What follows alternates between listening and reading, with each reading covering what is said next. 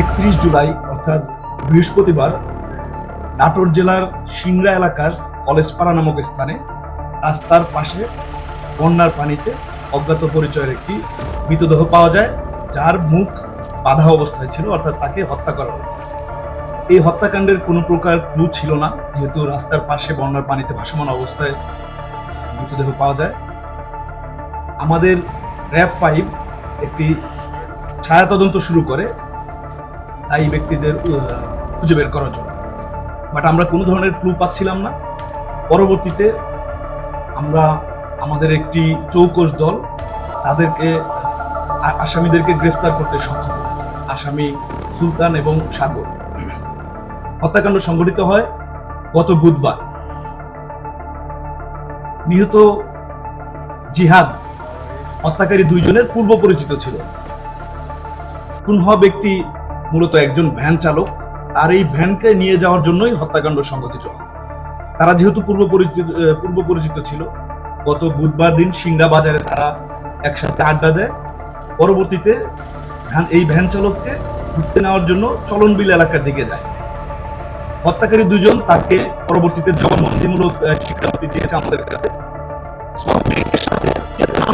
ওষুধ মিশিয়ে তাকে প্রথমে অজ্ঞান করে, তো স্বাভাবিকভাবেই তার ঘুম চলে আসে, ভ্যানের উপর সে ঘুমিয়ে পড়ে।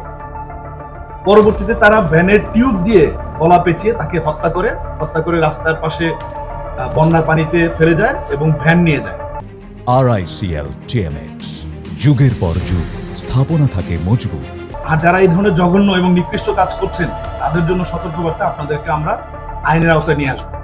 আর আমি অধিনায়ক RAB-5 হিসেবে আমার দায়িত্বপূর্ণ এলাকার মধ্যে এই ধরনের ঘটনা যাতে সংঘটিত না হয় সেজন্য আমরা আরো বেশি সোচ্চার থাকবো।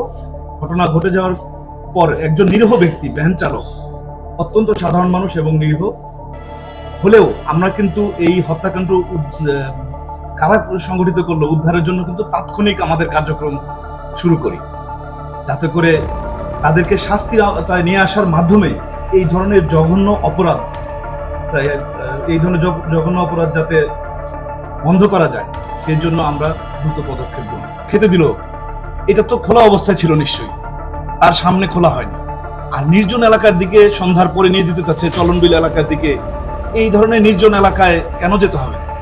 এগুলো অ্যাভয়েড করা উচিত। নির্জন এলাকায় যাওয়া যদি অ্যাভয়েড করা যায় তাহলে হয়তো, মানে সতর্কতা বলতে এটাই তো বোঝাচ্ছি।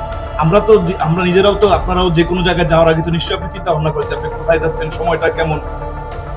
কাজের জন্য তো বিভিন্ন জায়গায় যেতে হবে, কিন্তু সতর্কতামূলক ব্যবস্থা না। সতর্কতা বলতে ওই সফট ড্রিঙ্কসের বোতলটা তো নিশ্চয়ই খোলা ছিল তাকে দেওয়ার আগে।